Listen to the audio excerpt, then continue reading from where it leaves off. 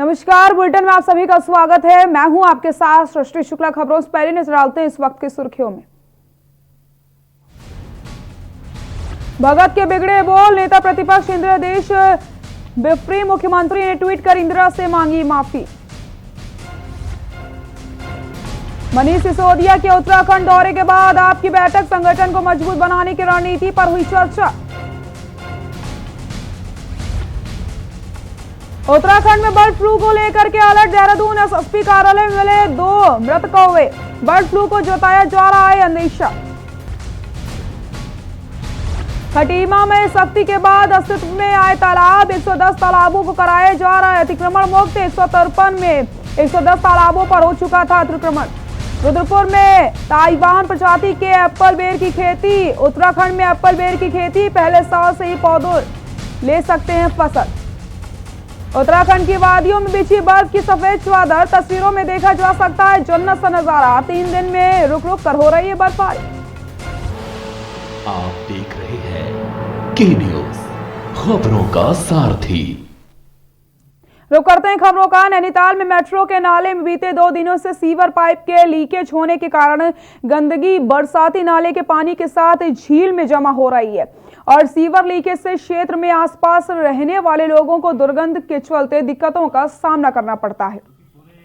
कई बार शिकायत करने के बाद भी कोई सुनवाई नहीं हुई। आपको बताते चले, नैनी झील से नगर व आसपास के क्षेत्रों में पेयजल आपूर्ति की जाती है। वहीं स्वास्थ्य विभाग के अधिकारी गणेश सिंह का कहना है कि साथ ही साथ अति शीघ्र झील में बहने वाले सभी नालों की साफ सफाई करने के साथ ही नाले के आसपास बहने वाली सीवर लाइनों को दुरुस्त किया जाए।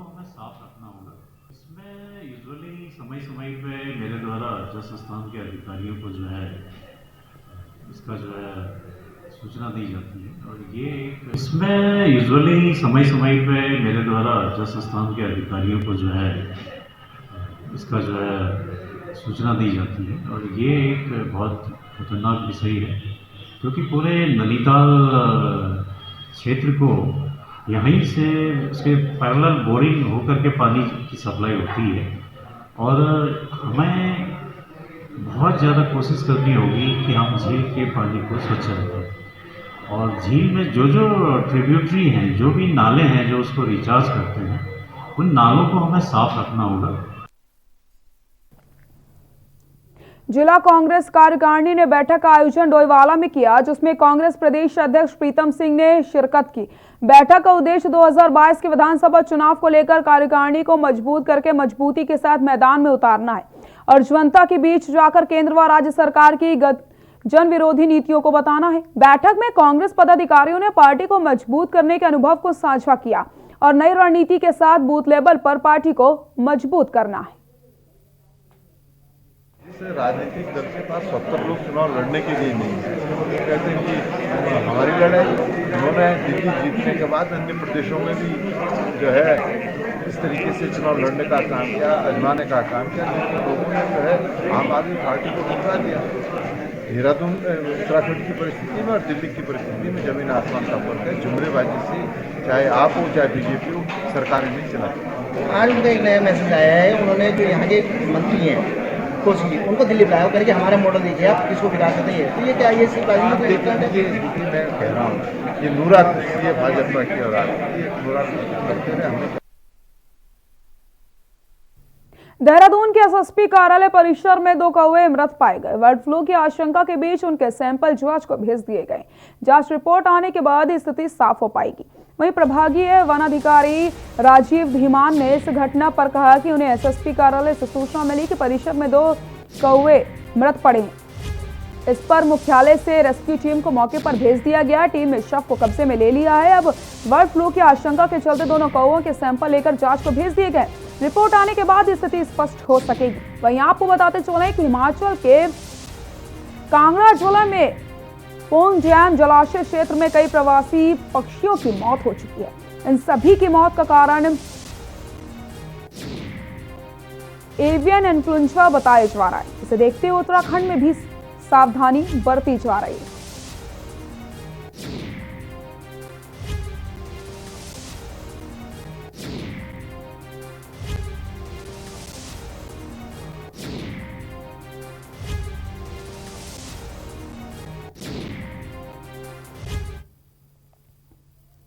अवैध खनन के खिलाफ कोटद्वार तहसील क्षेत्र के अंतर्गत प्रशासन की छापेमारी अभियान में कलाल घाटी के मानपुर क्षेत्र में एक आरबीएम भंडारण में भारी मात्रा में आरबीएन पकड़ा गया है। भंडारण के ई वेब पोर्टल से मिलान करने पर अवैध भंडारण पकड़ा गया। भंडारण को सीज कर दिया गया। साथ ही साथ भंडारणकर्ता का ई वेब पोर्टल रद्द करने की संतुष्टि की जा रही है। बताते चले आपको, कोटद्वार तहसील क्षेत्र में प्रशासन के द्वारा आरबीएम भंडारण की परमिशन दी गई थी, लेकिन इन भंडारणों में प्रशासन को लगातार लंबे समय से अवैध रूप से आरबीएम भंडारण स्टॉक करने की शिकायत भी मिल रही थी, जिसको लेकर के उप जिलाधिकारी के निर्देशों पर आरबीएम स्टॉक की जांच की जा रही है। जांच के दौरान 3939 टन उप खनिज बरामद हुआ।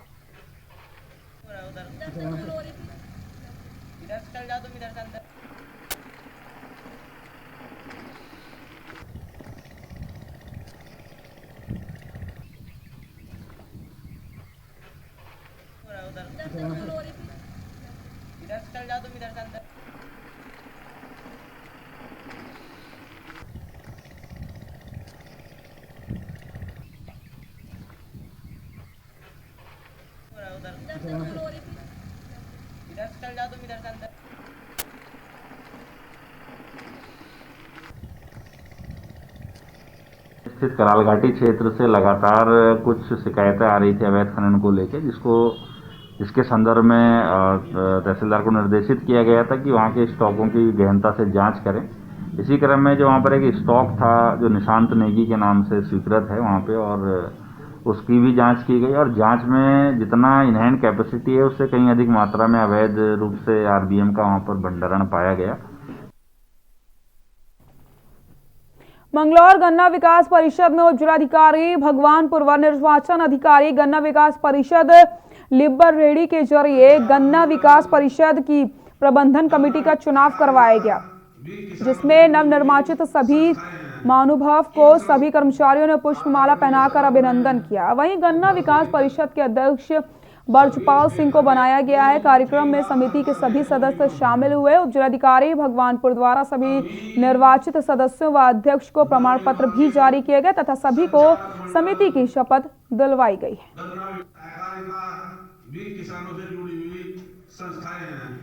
इन नवनिर्वाचित संचालक मंडल गन्ना सहकारिता भी किसानों से जुड़ी हुई संस्थाएं हैं। इन आदरणीय सदन में उपस्थित सभी क्षेत्र के वो दिन रात करता रहे तो भी कम है। अभी नवनिर्वाचित संचालक मंडल आज गन्ना विकास परिषद की प्रबंध समिति का गठन हुआ है और मेरे भाई ब्रजपाल जी इस परिषद के अध्यक्ष निर्वाचित हुए हैं। किसान भाई जो हैं हमारे, उनके लिए बिल्कुल निश्चित रूप से उनमें जोश जो है और वो जोश बिल्कुल पूरी तरह से रहेगा। ऋषिकेश कर्णप्रयाग रेलवे निर्माण के दौरान भटन नगर और रानों के प्रभावित स्थानीय लोगों द्वारा अनेक आवागमन के रास्तों व स्थानीय लोगों के रोजगार को लेकर वार्ता की गई। स्थानीय लोगों का कहना था कि रेलवे लाइन निर्माण के दौरान उनके आवागमन के रास्ते बंद हो रहे हैं। वहीं प्रभावितों का कहना था कि स्थानीय प्रभावितों को कंपनियां रोजगार देने के बजाय बाहरी युवाओं को रोजगार दे रही है। प्रभावितों का यह भी कहना है कि कोरोना काल में स्थानीय लोग बेरोजगार हुए। स्थानीय प्रभावित हुए लोगों को रोजगार में वरीयता मिलनी चाहिए।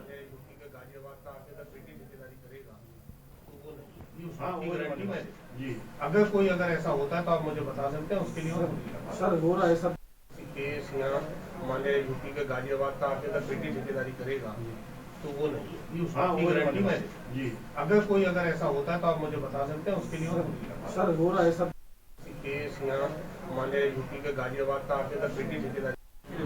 सर्वप्रथम मुद्दा तो रास्ते का था कि जनता के रास्ते बंद हो रहे हैं। आरबीएनएल के अधिकारियों से और कंपनी के कर्मचारियों से हमने रिक्वेस्ट की कि रास्ता देना के अंतर्गत जो भी भटनगर और रानों के जितने भी प्रभावित लोग थे, उनका समस्त लोगों का आज यहाँ पे इकट्ठे होकर आए थे।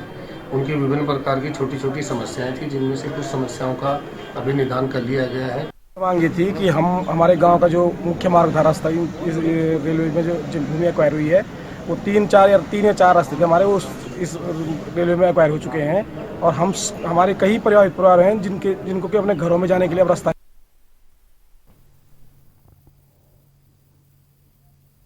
ताइवान प्रजाति के एप्पल बेर की खेती अब उत्तराखंड में भी होने लगी है। प्रदेश में पहली बार ऊधम सिंह नगर जनपद में एक किसान द्वारा एप्पल बेर का उत्पादन किया गया। इसके लिए किसान को पश्चिम बंगाल की शबनम नर्सरी द्वारा सहयोग किया गया। कश्मीरी एप्पल बेर की पहली फसल मार्च में पूरी होने जा रही है। वहीं कश्मीरी एप्पल की पहली फसल को देख किसान भी उत्साहित हो रहे हैं। ये रिपोर्ट देखिए। पेड़ में लदे ये फल सेब नहीं बल्कि ताइवान प्रजाति के बेर हैं। ताइवान प्रजाति के बेर अब उत्तराखंड के बाजारों में भी आसानी से मिल सकते हैं। उत्तर प्रदेश, हरियाणा, महाराष्ट्र, आंध्र प्रदेश, केरल राज्यों के बाद अब ताइवान प्रजाति की कश्मीरी एप्पल बेर उत्तराखंड में भी किसान उगाने लगे हैं। ऊधम सिंह नगर जनपद के किक्षा तहसील के रहने वाले किसान ने इस प्रजाति के बेर की खेती शुरू भी कर दी है, जिसकी पहली क्रॉप मार्च में तैयार हो जाएगी। दरअसल पंतनगर किसान मेले में पश्चिम बंगाल की शबनम नर्सरी द्वारा स्टॉल लगाकर ऊधम सिंह नगर जनपद के किसानों को 1 एकड़ के लिए 400 कश्मीरी एप्पल के पौधे उपलब्ध कराए गए थे। अप्रैल 2020 में पौधे का रोपण करने के बाद महज 8 महीनों में ताइवान प्रजाति के बेर के पेड़ में फ्रूट लदालद लगने लगे थे। हालांकि अभी एप्पल बेर को पकने में 3 माह का वक्त बचा है, लेकिन खरीदार अभी से किसान के खेत में क्रॉप की पहली फसल को खरीदने के लिए पहुंच रहे हैं। इसे देख किसान भी काफी खुश हैं। सब अभी तो शुरुआती है, उम्मीद है इसमें बहुत अच्छा प्रॉफिट दे जाएगा मुझे। मार्केट में डिमांड भी बहुत अच्छा है। अभी से जो है ठेकेदार लोग आ रहे हैं इसको मतलब भाव मोल करने के लिए, लेकिन अभी जब तक मैच्योर नहीं हो जाता तब तक मैं इसको रेट तय नहीं कर रहा हूँ। अच्छा, कब लगाया था आपने और कितने? ये अप्रैल में लगाया मैंने। अप्रैल मार्च में लाया था मैं कृषि मेला से, पंतनगर कृषि मेले से, और मतलब 15 दिन मेरे खेत तैयार करने में लग गया। 1 अप्रैल से मैंने इसको लगाना शुरू किया। पिछले कई सालों से फली पौधों पर काम कर रहे पश्चिम बंगाल की नर्सरी शबनम के ऑनर अयान ने बताया कि ताइवान प्रजाति की कश्मीरी एप्पल बेर की इस प्रजाति की खेती कर किसान कम लागत पर अधिक मुनाफा कमा सकता है। मौजूदा समय बाजार में इस वैरायटी के बेर की कीमत 50 से 60 रुपए किलो है और 1 एकड़ में किसान इस फसल से 2.5 से 3 लाख रुपए कमा सकता है। ये मेनली ताइवान की प्रजाति है। ताइवान से हमारा बांग्लादेश के थ्रू हमारा शबनम नर्सरी कलकत्ता में आए थे, वहाँ से हम पंतनगर किसान मेला में आए थे, तो ये जो हमारा किसान भैया है उनको हम ये प्रजाति दिए थे। कितने तो कश्मीरी एप्पल बेर इसका नाम है। मेनली कश्मीर के एप्पल जैसा होता है वो देखने में बिल्कुल। अच्छा, तो अभी मार्केट वैल्यू क्या है इसकी, और यहाँ पर उत्तराखंड में पहले किसान है जो ये उगा रहे? हाँ, बिल्कुल, ये पहले किसान है, इधर लगा है। यह मार्केट वैल्यू आप मान के चलिए मिनिमम, अभी तक मैच्योरिटी हुआ नहीं, इसका मैच्योरिटी होने में और भी 1 महीना लगेगी। इसके बाद इनको 55 से 60 रुपये के आसपास मिनिमम किलो बिकेगी इसको। शबनम नर्सरी के मालिक अयान मंडल ने बताया कि उत्तराखंड का किसान ताइवान प्रजाति के कश्मीरी एप्पल बेर की खेती करने के इच्छुक है, तो वही अब नर्सरी से किसानों को सस्ते दामों पर पौधे उपलब्ध करा सकते हैं। उन्होंने बताया कि 1 एकड़ में 400 पौधों का रोपा जाता है। अगर कोई किसान 1 एकड़ में इसकी खेती कर मुनाफा कमाना चाहता है तो वह उन्हें घर पर पौध उपलब्ध करा सकते हैं। इसके लिए उन्हें एक पौधे के लिए महज 60 रुपए खर्च करने पड़ेंगे। बता दें कि 60 रुपए प्रति पौधे को उत्तराखंड के किसानों को नर्सरी मुहैया कराई जाएगी। ताइवान प्रजाति की कश्मीरी एप्पल बेर की पौध को लगाकर किसान 1 साल में ही पहली क्रॉप ले सकता है। पहले साल में किसान एक पेड़ से लगभग 25 से 30 किलो फसल ले सकता है, वहीं दूसरे साल से किसान एक पेड़ से 50 से 60 किलो तक उत्पादन कर सकता है। के न्यूज इंडिया के लिए रुद्रपुर से शाहिद खान की रिपोर्ट।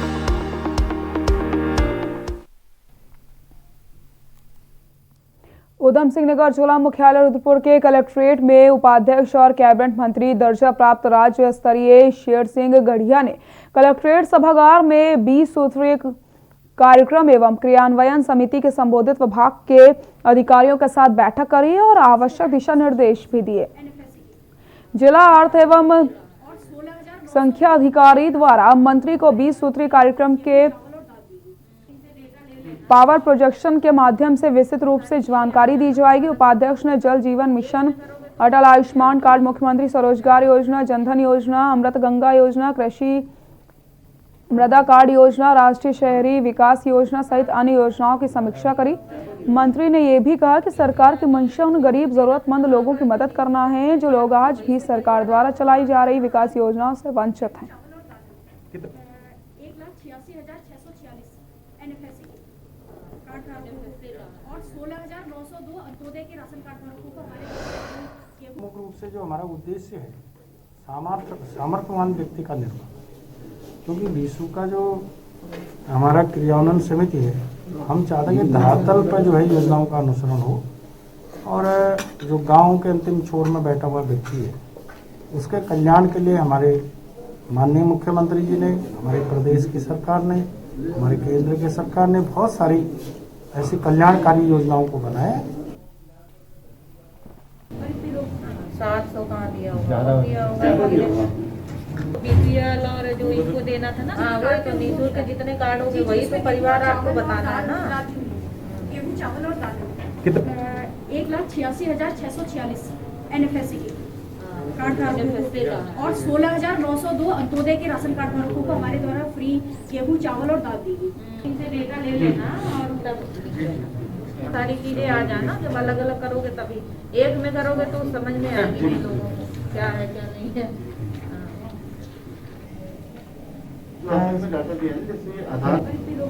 700 कहाँ दिया होगा BPL और जो इसको देना था ना, हाँ वही तो निःशुल्क जितने कार्ड होंगे वही तो परिवार आपको बताना है ना।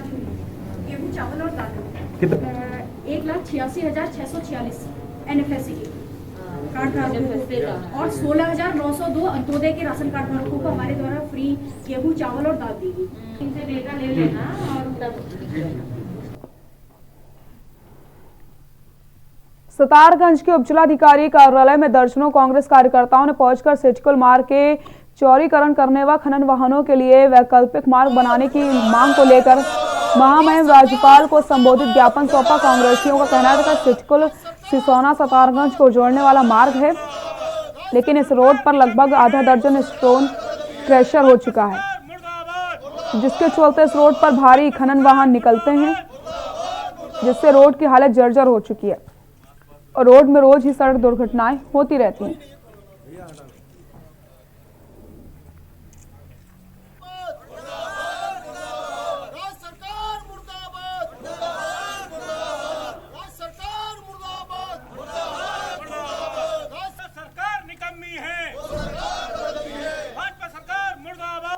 अपने सितारगंज से सिडकुल होते हुए हल्द्वानी को जो मार्ग है, मेन रोड है, इसमें इतने गड्ढे हैं, इतनी रोड खराब हो चुकी है कि आइंदा कोई ना कोई घटना होती रहती है। तो ये भाजपा सरकारों कतई शुद्ध नहीं है। कांग्रेस के समय में यहाँ उद्योग लगाए गए, सड़कें बनाई गई, जो बाढ़ की स्थिति थी उसको भी नदी में जो भी अपने पिचिंग लगानी थी उस टाइम कांग्रेस सरकार ने लगाई थी।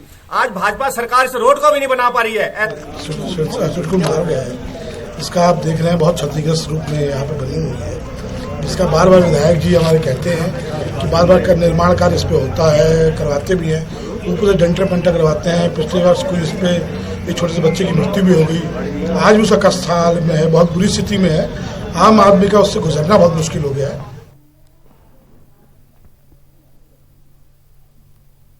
खबर सितारगंज के उधम सिंह नगर से, जहां पर उपजिलाधिकारी कार्यालय में खालसा डंपर एसोसिएशन के अध्यक्ष गुरदीप सिंह चौहान ने के नेतृत्व में सितारगंज से लेकर सिडकुल चोरगलिया तक मार्ग को 4 लाइन चौड़ीकरण व खनन वाहनों के लिए वैकल्पिक मार्ग बनाने की मांग को लेकर के मुख्यमंत्री सहित क्षेत्रीय विधायक व आला अधिकारियों को ज्ञापन सौंपा है।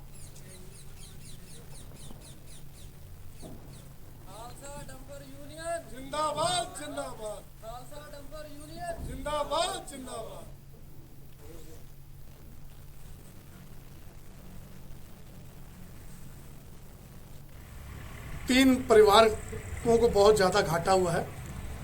जो सितारगंज से चोरगलिया तक जो वाहन चलते हैं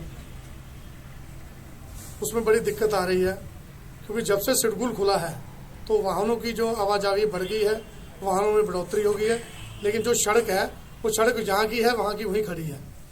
आज हमने माननीय एसडीएम साहब द्वारा माननीय मुख्यमंत्री जी को, माननीय डीएम साहब को, माननीय क्षेत्रीय विधायक जी को, लालकुआं विधायक को ज्ञापन सौंपा है जिसमें हमने सितारगंज से लेके चोरगलिया तक 4 लेन की मांग की है और साथ ही हमने आगे सरकार द्वारा जो स्टॉक थे वो बंद कर दिए गए हैं।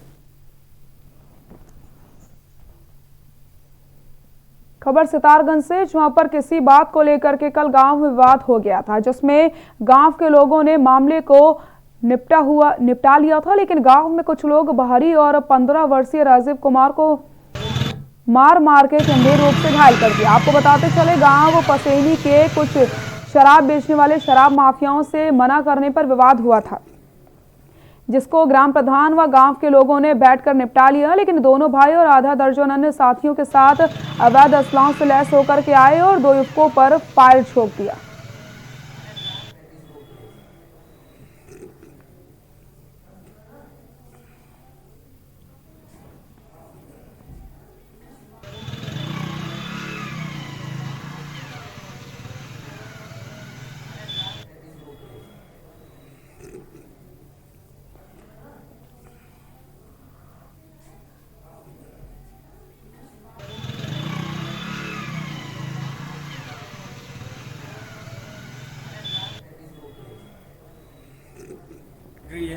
काफी फल फूल रहा कारोबार, जिसमें इस लड़के को दारू मत बेचो कहने के ऊपर इन लोगों ने इसको मारा और 2 हवा में फायर किए। जो कि सुनील नाम का व्यक्ति है वो जमीन में लेट गया, इसलिए वो बच गया।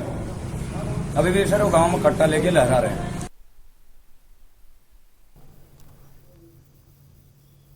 बेरीनाग भाजपा जिला अध्यक्ष पिथौरागढ़ दिनेश आर्य ने लोक निर्माण विभाग बेरीनाग के अतिथि गृह में पत्रकार वार्ता की। वार्ता में दिनेश आर्य ने बताया कि अनुसूचित जनजाति, पिछड़ा वर्ग, दिव्यांगजनों के बच्चों व सामान्य वर्ग के अंतर्गत आने वाले निर्धन छात्रों हेतु प्रधानमंत्री मोदी और केंद्रीय न्याय व अधिकारिता मंत्री थावरचंद गहलोत के द्वारा छात्रवृत्ति में 1100 करोड़ में वृद्धि करते हुए 6000 करोड़ की बढ़ोतरी की गई।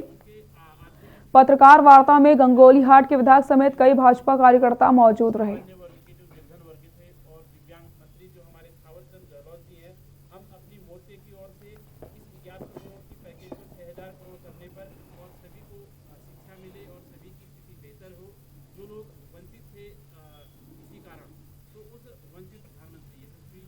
नरेंद्र मोदी जी जब देश के प्रधानमंत्री बने 2019 में दूसरी बार, तो उन लोगों की चिंता करके उनके आर्थिक स्थिति को मध्यम जाति, जनजाति, पिछड़ी जाति और सामान्य वर्ग के जो निर्धन वर्ग थे और दिव्यांग मंत्री जो हमारे थावरचंद गहलोत जी हैं, हम अपनी मोर्चे की ओर से 1100 करोड़ की जो धनराशि केंद्र से अनुसूचित जाति, जनजाति और पिछड़ी जाति और सामान्य वर्ग के निर्धन बच्चों को छात्रवृत्ति के रूप में मिलती थी, जो हमारे 2019 से माननीय प्रधानमंत्री नरेंद्र मोदी जी और केंद्रीय न्याय अधिकारिता मंत्री थावरचंद गहलोत जी के आधार पर अब उस 1100 करोड़ के पैकेज को प्रतिवर्ष 6000 करोड़ करने पर अनुसूचित मोर्चा अपने प्रधानमंत्री जी और केंद्रीय मंत्री थावरचंद गहलोत जी का आभार व्यक्त करती है।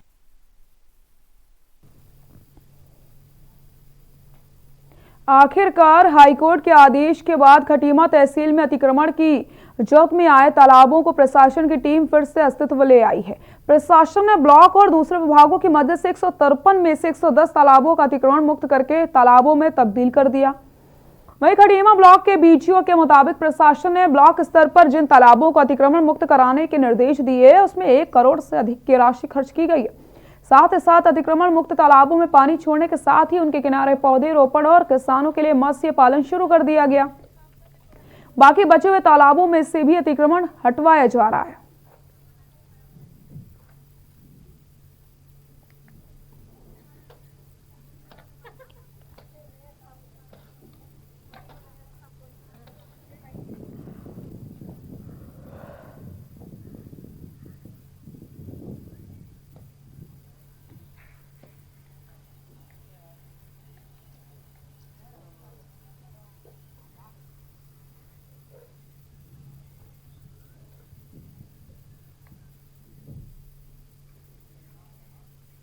इस संबंध में तहसील प्रशासन ने 109 तालाब हमको इस कार्य के लिए दिए थे, जिसमें 80 तालाब हमने उसमें पूर्ण कर दिए हैं और उसमें 1 करोड़ 61 लाख लगभग हम खर्च हो चुके हैं। इन तालाबों के पुनर्जीवन के बाद हमने इन तालाबों के किनारों में केले के पौधे लगाए हैं, कई अमरूद के पौधे लगाए हैं और उनको कई तालाब हमने मत्स्य पालन के लिए समूहों को दिए।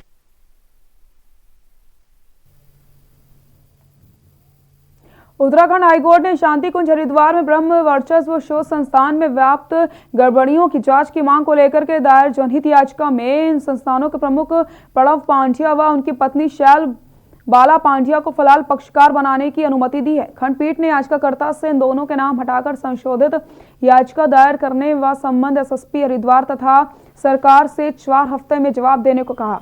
आपको बताते चले, शांति कुंज हरिद्वार के पूर्व कर्मचारी मनमोहन सिंह ने हाईकोर्ट में जनहित याचिका दायर कर कहा था कि जब से प्रणव पांड्या व शैल बाला पांड्या शांति कुंज व ब्रह्म वर्चस्व शोध संस्थान के सर्वे सर्वा बने हैं, तब से इन संसाधनों में असंतोष है और अब तक 17 लोग आत्महत्या कर चुके हैं, जिसकी जांच की जाए। इस याचिका में उक्त दोनों को पक्षकार बनाया गया था, लेकिन कोर्ट ने उन्हें पक्षकार बनाने की अनुमति न देते हुए सरकार से 4 हफ्ते में जवाब मांगा। दूसरी ओर प्रणव पांड्या के खिलाफ एक युवती के साथ दुराचार के संबंध में अधिवक्ता विवेक शुक्ला ने भी जनहित याचिका दायर की थी, जिसे हाईकोर्ट ने सीजीएम हरिद्वार के समक्ष दायर करने के आदेश पूर्व में ही दे दिए हैं।